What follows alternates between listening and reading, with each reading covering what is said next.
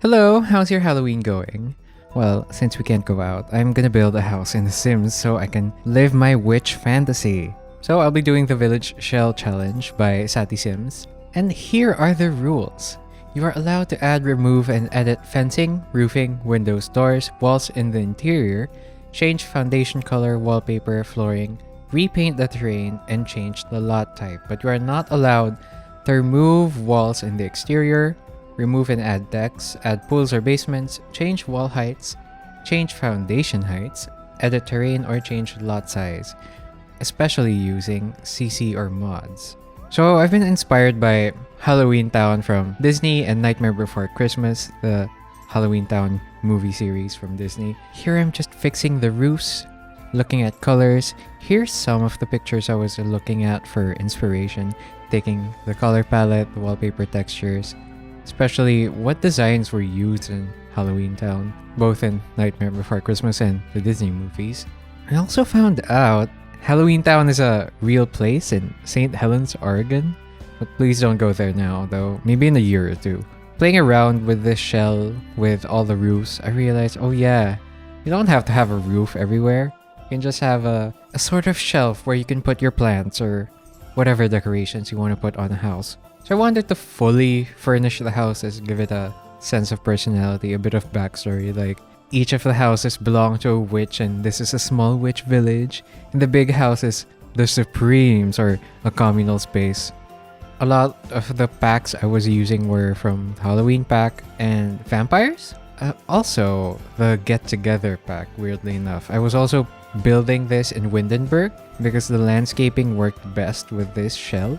Here I'm just doing a lot of landscaping early so I would know what sections to cut off and not put furniture in. I'm gonna add a bit more later on to that. But there is a dead end here where there's a pathway included in the shell. And I thought, why not put a portal to the realm of magic there? And of course we need the big pumpkin from Halloween Town. One thing I did have trouble is all of the houses were placed in a diagonal on the grid, so it takes a lot more space to just put furniture around. I wanted to put a kitchen in each house, but I found that a bathroom is more important so that you don't go to your friend's house just to use their bathroom.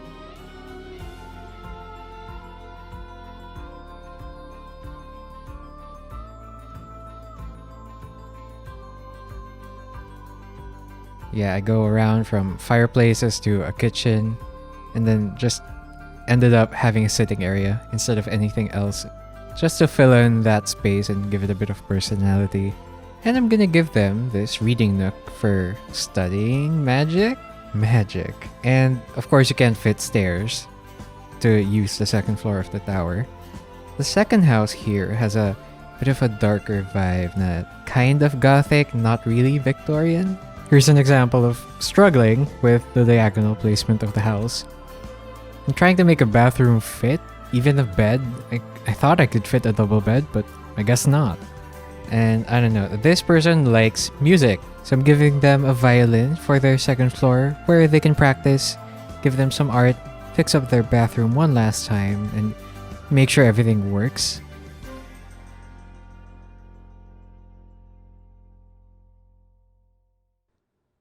The third house, I tried to put in stairs, but of course, it's taking up too much space, and I can't put in a double bed yet. I know I want to put a double bed somewhere just to make it work. So we'll make it a nice sort of loft or attic bedroom. Add a tapestry, add some decoration.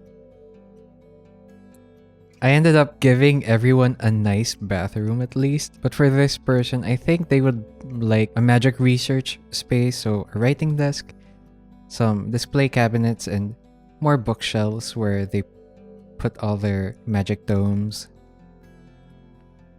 Kind of like an alchemist hut. Keeping in theme with giving them each unique skill building things, I'm gonna give them a chessboard. There's not a lot else that comes to my mind when I want to put in skill building things that are in theme with witches, magic. I took a bit of a break from designing the houses because that was getting overwhelming really fast and I just want to design the outside for a bit. I put some herbs outside near the cauldron and give the houses each a broom, according to their personality. But I am more excited for this part where I can finally put out more pumpkins and start filling out those deck areas.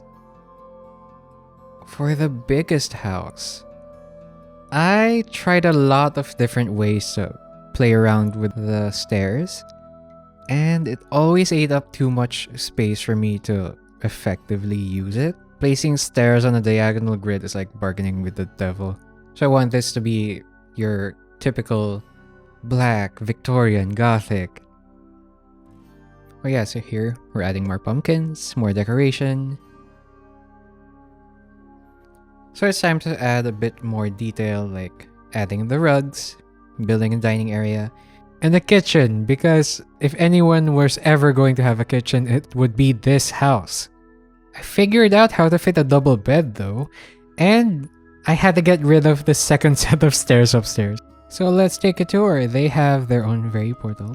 They have their own very portal to the realm of magic, that leading to that dead end. There's a scattering of gravestones everywhere. Let us look at the first house. Here's the first house. It's very green. It's very... Oh, and my cow plant is finally growing. And I'm gonna let it die because I cannot reach that area. Then the Victorian themed house with a modern bathroom. And they each have their own corners and their towers. Here's the third house. And their attic bedroom. And now let's see the big house. I had to make room for a big dining table, a reading nook, and then figured out how to fit an entire kitchen here. And this house is still on a diagonal. I put one staircase here and then gave up on the second one because it's taking up too much space. But also a nice bathroom and a double bed because I wanted to fit at least one in a diagonal house. And for their own personal tower, they just have a painting easel and their very own cauldron. So let's zoom out and look at our very own witch village.